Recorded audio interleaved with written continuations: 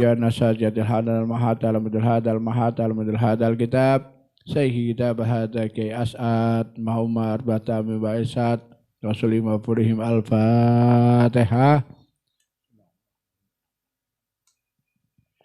إياك نعبد وإياك نستعين اهدنا الصراط المستقيم صراط الذين أنعمت عليهم غير المغضوب عليهم ولا الضالين آمين. بسم الله الرحمن الرحيم.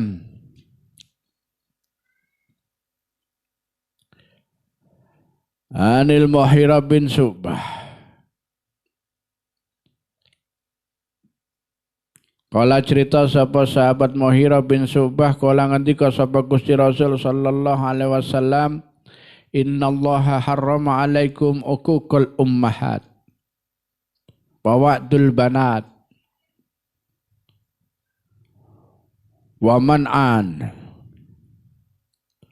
wa hatan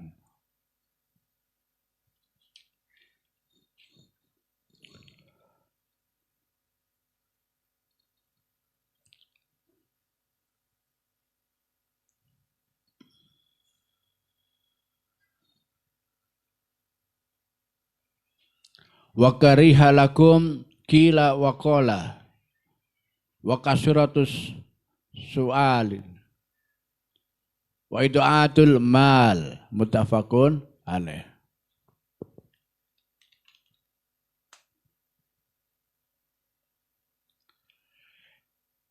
Rasul bersabda, innallaha harrama alaikum. Innallaha sesungguhnya Gusti Allah sesungguhnya sak temene Gusti Allah Ta'ala iku harrama mengharamkan. Mengharamkan alaikum mengatasi sira kabeh atas kalian semua uququl banat al-uququl banat ing apa? Durhaka kepada para ibu, para pengasuh. Jadi ummahat ini lebih cenderung para pengasuh. Ya. Sudah kita jabarkan kemarin bahwa ummahat di sini ada kategorinya orang yang mengasuh kita karena kita adalah anak biologisnya, ya, orang tua yang melahirkan kita, membesarkan kita juga. Ada orang tua yang tidak turut mengandung serta melahirkan kita, tapi memberikan kita satu ilmu, pemberian yang bermanfaat bagi kita, ya. Yaitu guru. Terus yang kedua, yang ketiga orang tua yang melahirkan dan mengandung orang yang menjadi pasangan hidup kita. Nah, yaitu mertua. Termasuk juga ada orang tua yang menyusui kita. Yang menyusui kita orang tua raudhah, ya. Seperti Rasul yang disusui oleh Halimatus Sa'diyah, orang tua pesusuan namanya, orang tua susuan. Ya, namun kesemuanya ini dikatakan ummahat tidak hanya dari kalangan wanita tapi juga para laki-laki atau bapak, golongan bapak yang masuk pada kategori orang yang membiayai kita. Ya, yang mencurahkan tenaga dan pikirannya untuk kita. Ya, sementara sudah saya sampaikan kemarin terhadap orang-orang yang berani melanggar ketentuan Gusti Allah, itu dampaknya luar biasa. Dampaknya luar biasa. Berdampak pada apa? Konteks sosial kehidupannya akan menjadi satu hal yang malapetaka, dan juga ketika dia meninggal dia akan mendapatkan siksa. Oleh dimanapun tempatnya, siapapun orangnya, ketika ada orang itu berani kepada orang tuanya, durhaka kepada orang tuanya, mencederai perasaan orang tuanya, pasti orang itu dalam konteks kehidupan sosialnya tidak akan pernah bahagia. Tidak akan pernah bahagia. Ya. Wong nek gelakno wong tuane uripe gak bakal mulya. Ngono le. Mesti bakal susah. Bakal susah. Ya. Masya Allah. Ya, ini harama. Ini kategorinya haram, mengharamkan. Allah biasanya itu ada naha, mencegah. Ada lu'ina, melaknat. Ada khurima, harama, mengharamkan. Mengharamkan itu pelarangan mutlak. Ada perboden. Ini haram, berarti tidak boleh dilanggar. Ya. Kalau kalimat naha, Allah mencegah naha. Kalimat naha ini istilahnya status ya, ini masih di bawah haram. Ya, ya. Mencegah itu masih di bawah haram. Kalau nyegah ini lebih cocok kepada, lebih cenderung kepada penganjuran agar jangan sampai melakukan ini. Nah, itu ada pencegahan, ada preventifnya, ya. Ya. Ya. Allah masyaallah. Haram. Kalau haram itu jelas mutlak Allah melarang. Ya. Jadi jangan coba-coba bagi kita untuk berani melanggar. Akibatnya, dampaknya dahsyat, berbahaya. Ya. Kita dilarang oleh Allah untuk mendurhakai orang tua. Ya, para orang tua. Kemarin orang tua nasab sudah, sekarang kepada guru. Kita janganlah berani mendurhakai guru. Ya, ojo sampai durhakani guru. Mencederai guru, ya, menyinggung perasaannya guru.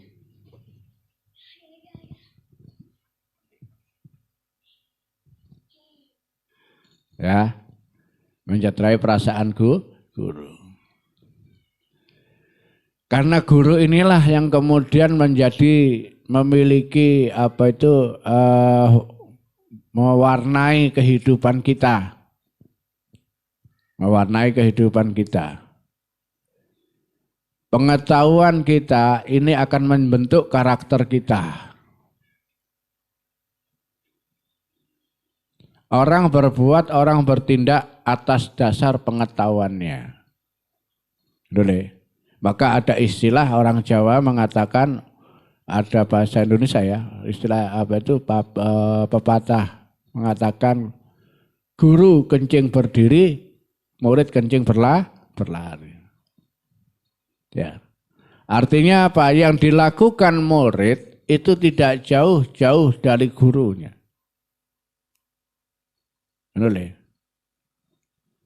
Jadi seorang manusia, seorang kita, ya, ini tidak pernah lepas dari yang namanya keingintahuan. Dan setiap kali siapa yang memberitahu, ini statusnya adalah guru. Ya. Kalau menurut Sayyidina Ali, walaupun seseorang itu memberikan pengetahuan kita satu huruf, maka itu adalah guru. Ya. Sehingga dalam memandang guru, Sayyidina Ali dengan secara bagus dan bijak mengatakan, undur maqalu walatandur manqalu. Lihat apa yang dikatakan, jangan melihat siapa yang berkatakan. Siapapun yang berkata, kalau kata-katanya itu manfaat buat dirimu, itu adalah guru buatmu. Guru buatmu. Ya. Ahli filsafat mengatakan bahwa guru yang terbaik adalah pengalaman. Pengalaman adalah guru yang terbaik. Ahli filsafat mengatakan bahwa guru yang terbaik adalah pengalaman. Pengalaman adalah guru. Ketika seseorang mengingkari pengalamannya, ini contoh saja sederhana. Ya, ketika seseorang ini mengingkari pengalamannya, maka seorang ini akan mengalami suatu dampak yang tidak baik. Ya, misalnya contoh, kamu ngerti makan lombok garakno weteng senep.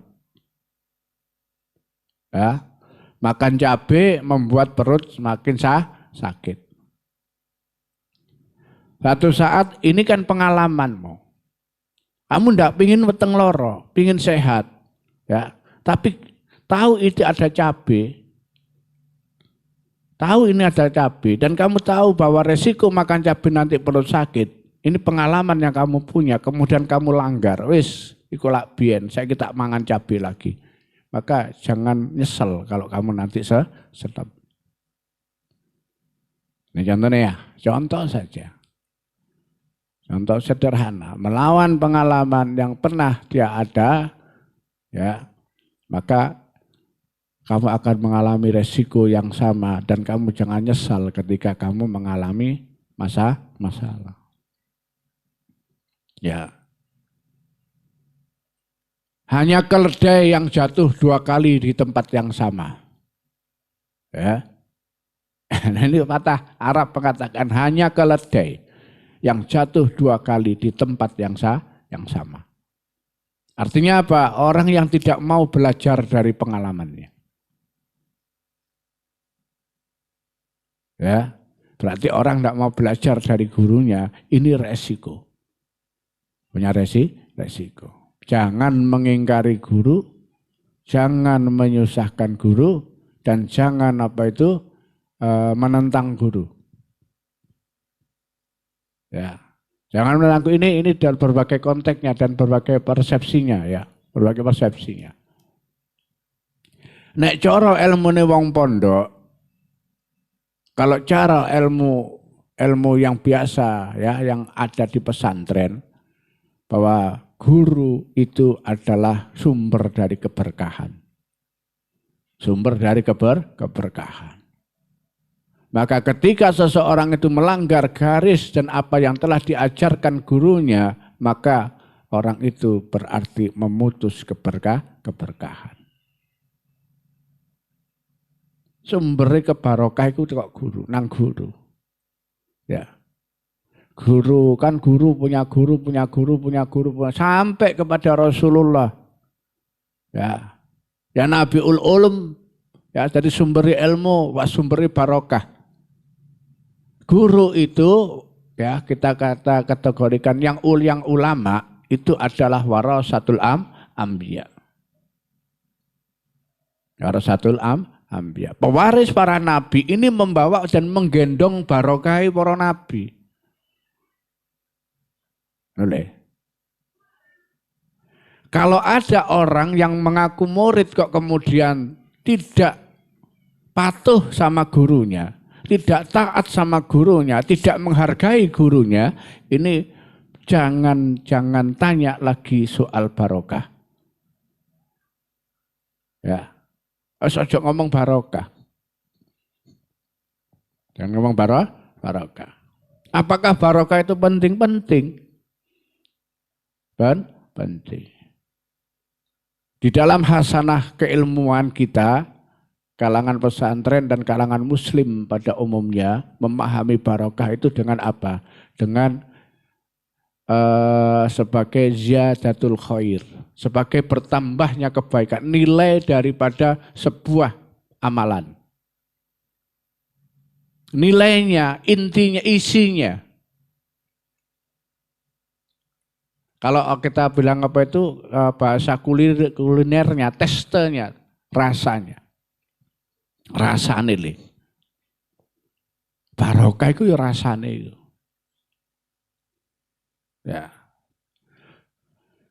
Orang makan nek gak ketemu barokah ya gak ketemu rasa wareg. Ya gitu loh. Yang kemudian dari rasa itu menimbulkan kebaikan-kebaikan. Karena ada rasanya, maka orang akan bertambah semakin baik dengan apa yang dia rasakan. Ya, ngono. Ini termasuk bagian daripada yang diharamkan oleh Allah untuk ukukul ummahat ini.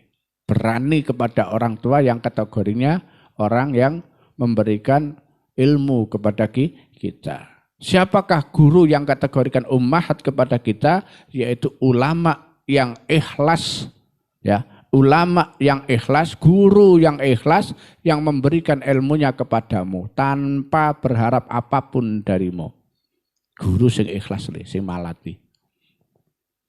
Guru sing ikhlas, sing barokah gede, guru sing ikhlas. Ya. Makanya guru-guru yang di kampung, di musola-musola, yang mengajari kamu Quran, mengajari kitab turutan, ya, mengajar, yang tidak mengharapkan bayaran darimu itu, masya Allah, barokah gede. Barokah gede. Ya.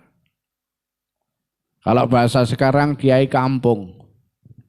Kiai kampung karo kiai kota, masya Allah. Ya.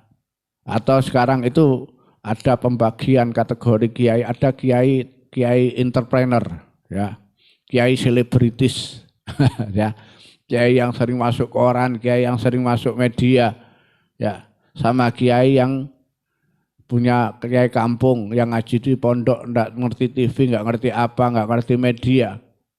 Ini kalau bicara barokah, lebih mana, lebih banyak mana berkahnya, lebih mungkin mana yang bisa membuahkan keberkahan. Itu kiai-kiai kampung itu. Ya. Kiai-kiai kampung yang ngaji, ada murid, gak ono murid, murid siji, murid 100, tetap ngaji. Ya. Dibayar nggak dibayar, oh nggak ada bagi pikiran dibayar gak ono. Sehingga yang ada hanya mau mensiarkan, mau mengamalkan ilmu ini. Ono gak ono murid tetap ngajar. Tidak seperti kiai kota, ya.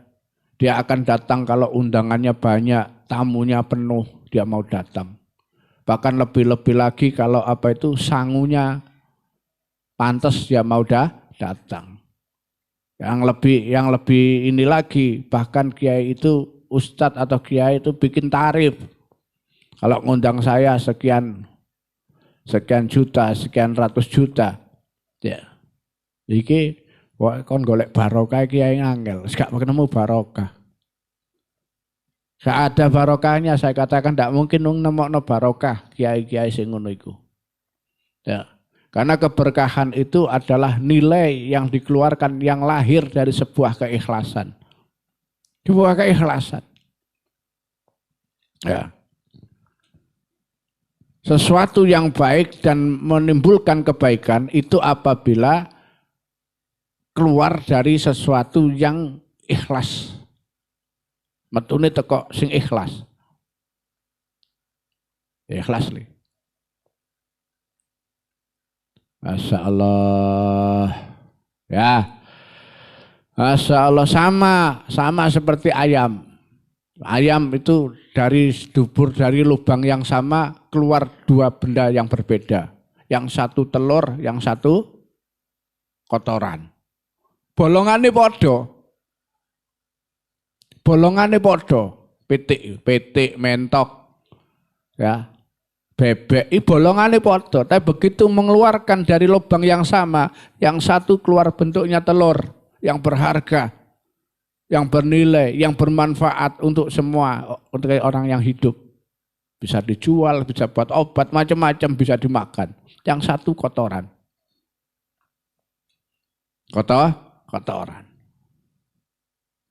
Kotoran ini najis. Ya. Betul, yang keluar dari hati seseorang podo-podo, ya, keluar dari mulut seseorang, ya, podo wonge, ya, kadang-kadang, ya, dari orang itu ada keikhlasan dan ada yang tidak ikhlas. Yang ikhlas keluarnya barokah. Sing ikhlas metune barokah, dari orang yang tidak ikhlas metune musibah, bencana. Ya, betul, bencana. Sesuatu yang keluar dari orang yang tidak ikhlas, penuh provokasi, penuh nafsu, penuh harap, ini jadinya bencana. Bencana bagi yang menyampaikan, bencana pula bagi orang yang mengamalkan. Boleh? Masya Allah. Jadi guru yang ikhlas itulah, ya, yang punya potensi untuk jangan sampai engkau berani menyakitinya. Jangan sampai kau akan membuat gelo hatinya. Gawe gelo hatine Gus, Masya Allah. Ya. Masya Allah, pernah satu saat ada seorang santri, ya, yang pintar, mumpuni, ilmune, Masya Allah, mumpuni. Ngajine kitabnya wes. Dia juga pandai berpidato, pandai berceramah. Dan juga pembawaannya enak. Ya, sehingga dia banyak diundang orang. Banyak dikagumi orang. Dakwah kemana-mana penuh, full penuh. Ya, ketika dia masih nyantri. Dia banyak diundang orang di luar. Ya. Dan undangannya banyak.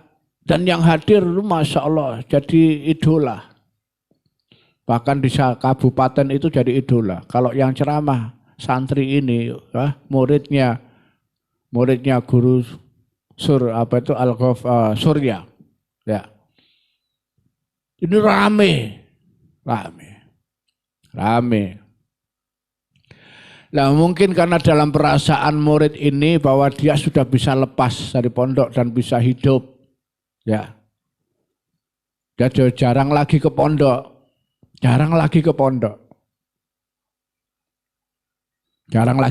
Yang setiap hari dulu tuh ketika masih mondok dia selalu subuh mencium tangan gurunya. Ikut jamaah, ikut mencium tangan gurunya. Pagi dia berkah ilmune, payu nandinti. Suatu saat karena dia terlalu sibuk, akhirnya dia pindah kos kontrak di satu tempat. Kos kontrak di satu tempat.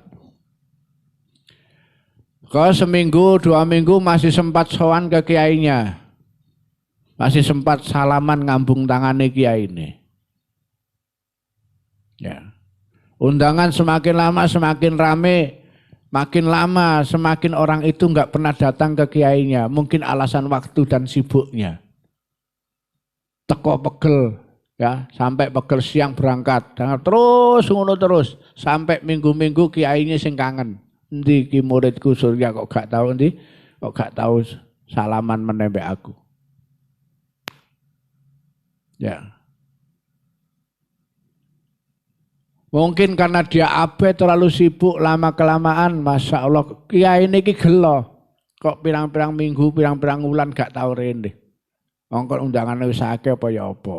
Ya, wong kiai ini wong sederhana. Kiai ini wong ikhlas, enggak pernah ngarep-ngarep gitu, cuma takon, nang ndi iki kok gak tau ketok. Lah muridé gak rumangsa.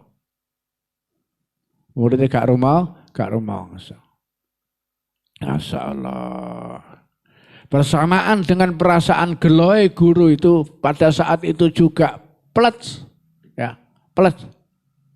Apa plus itu? Pletet artinya mandek, tidak ada order, tidak ada orang yang mengundang, tidak ada orang yang pernah komunikasi sama si murid tadi itu. Suatu saat undangan dibatalkan oleh satu panitia. Besok ada yang batalkan lagi, besok ada yang batalkan lagi. Sampai enggak pernah ada yang undang. Sampai enggak ada yang ngundang. Sampai enggak ada yang ngundang.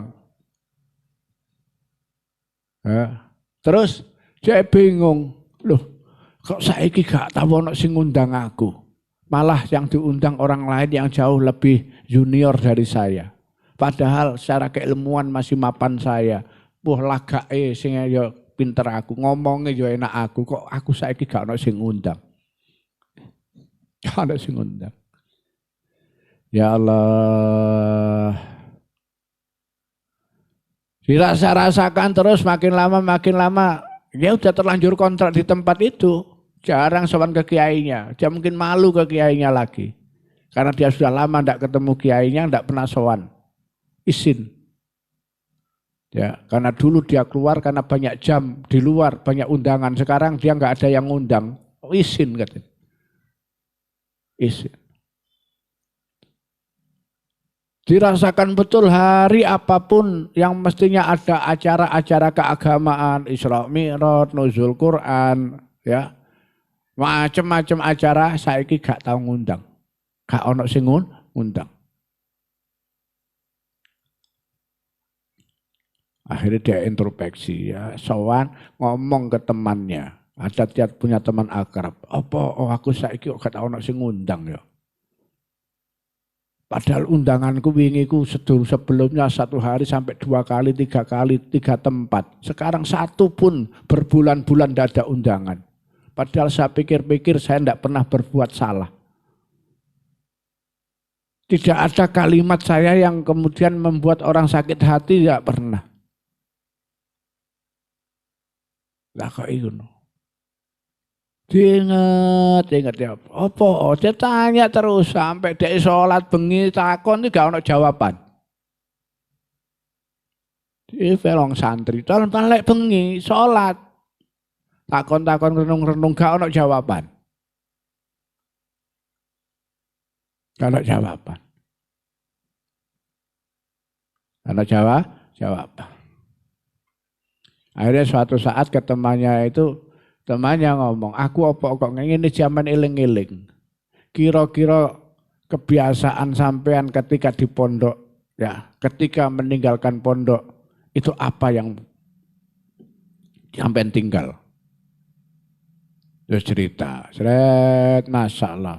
Satu yang saya tinggalkan, ketika saya pamit keluar dari pondok untuk kos kontrak di satu tempat, saya enggak pernah sowan kiai lagi, saya enggak pernah mencium tangannya ketika subuh.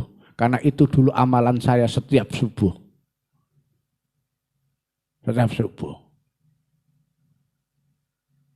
Coba mungkin itu. Ya betul.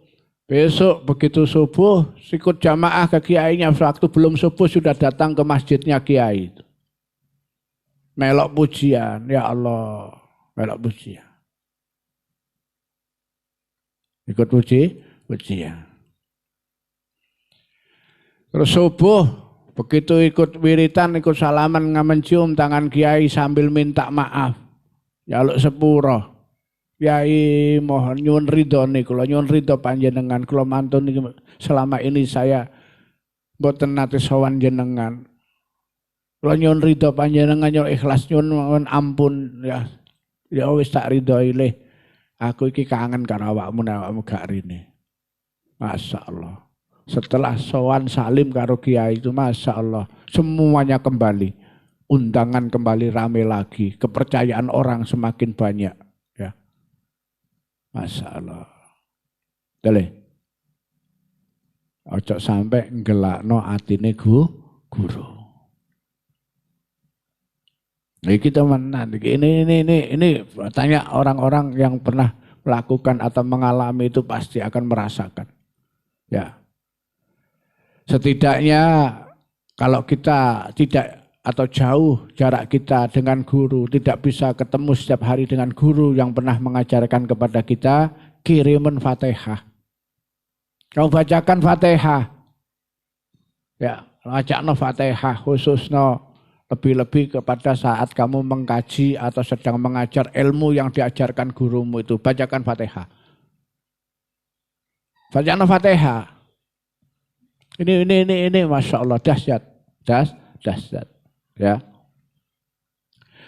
Allah Masya Allah. Ya. Golek guru sing ikhlas iki sing saiki Masya Allah. Ya.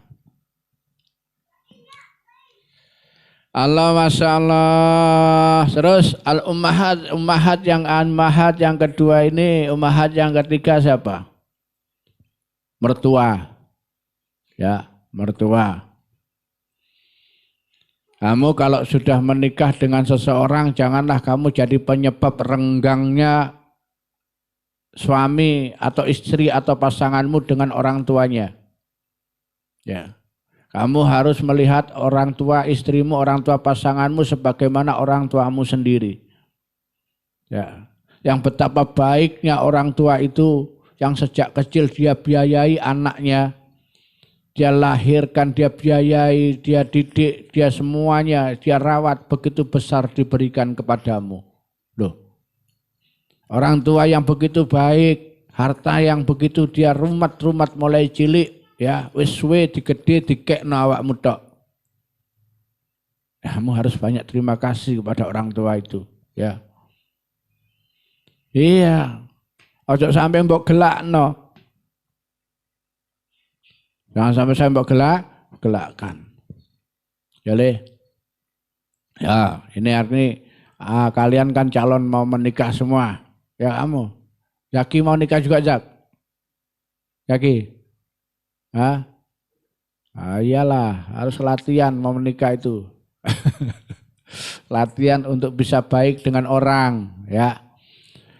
Untuk mencoba membuka satu perasaan, ya. Untuk bersikap bisa menerima, bisa menghargai orang lain, utamanya kepada orang yang telah memberikan anaknya kepada kita. Boleh? Ya. Dari sisi yang bapak atau yang ibu sama saja. Sama saja. Karena nanti tanggung jawabmu ketika bapaknya tidak ada, maka ibunya itu menjadi tanggung jawabmu pula ketika saudara laki-laki tidak ada. Kamu yang punya tanggung jawab. Ya. Ini lebih kepada sikap adab seseorang, ya, kepada orang yang telah berbuat baik kepada kita. Ya. Kalau kita tidak pernah berbuat baik atau berterima kasih kepada mertua, berarti apa intinya? Berarti kita tidak bersyukur kepada Gusti Allah. Lam yaskurin nas, lam yaskurillah. Barang siapa tidak bersyukur kepada manusia, berarti tidak syukur kepada Allah. Itu apa akibatnya, Surya? Akibatnya orang ini akan terjebak dalam kekufuran. Kufur nikmat. Ya. Allah Masya Allah.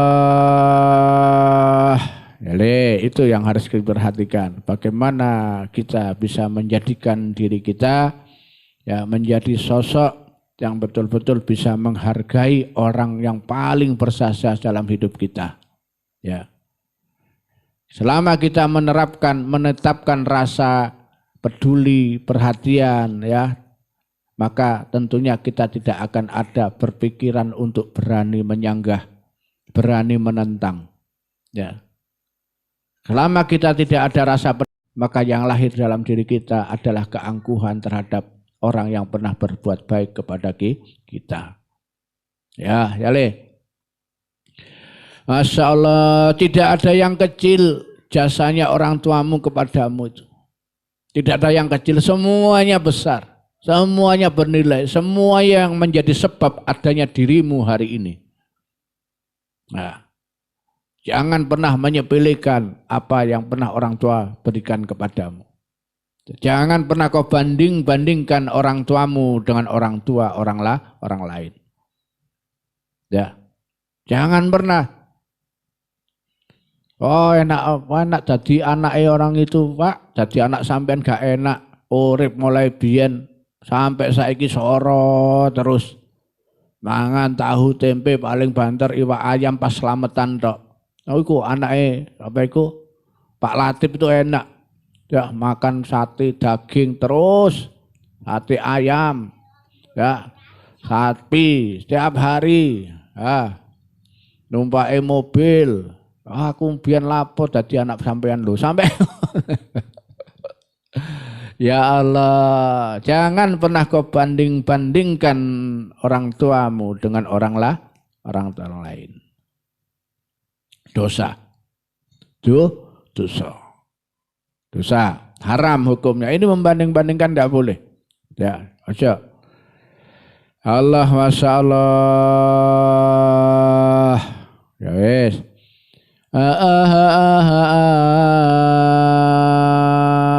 Sampai dalam hal ini Rasul memberikan satu tip yang bagus. Rasul menyampaikan jangan kau pernah mencaci orang tuamu. Apa kata sahabat? Bagaimana Rasul orang akan mencaci orang tuanya? Ya, apabila engkau menghina orang tua temanmu, maka orang tua temanmu akan menghina orang tuamu. Itu berarti kamu menghina orang tuamu. Ini tip yang bagus. Ya. Kamu harus melindungi orang tuamu dengan cara melindungi atau membuat dan berprasangka baik kepada orang tua orang lain. Artinya apa? Kepada siapapun, kepada orang tua siapapun, kita tidak boleh bersikap lebih layak sebagai seorang yang mengaku orang yang merasa itu pantas untuk berani dan menentang kepada orang tua. Boleh, ya. Masya Allah. Yes. Terhadap guru juga begitu. Kalau nek kepingin barokah ilmumu, ikuti kata gurumu. Ikuti kata gurumu. Ya. Soalnya dulu itu kalau ada orang tua menitipkan anaknya kepada seorang guru, ini pasrah bongkoan. Yai, kula nitip juga kula. Wis gak tanya gini anake mau diapakno karo kiai ini wis pasrah bongkoan. Dikongkon sekolah nggih monggo, gak dikongkon sekolah nggih monggo, dikongkon lapo nggih monggo. Itu dulu le. Kalau zaman sekarang masih ada syarat kiai, saya titip anak saya, tapi yang begini, yang begitu, walah, akeh syaratnya ngono. Bahkan sekarang nek ono kehendaknya kiai yang begini nggak sesuai dengan orang tuanya marah, marah. Wong tua Masya Allah zaman saiki beda karo biyen ya. Sekarang juga kita mencari kualitas guru kiai ya pada saat ini. Untuk mencari guru yang berkualitas seperti tahun atau masa zaman dahulu juga susah.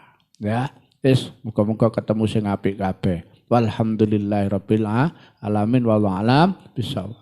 Allahumma rfa'na wa'fa'na bi ilmi 'allamtina wa 'allama yahfa'una wa yarzuqna bi alam bisawab.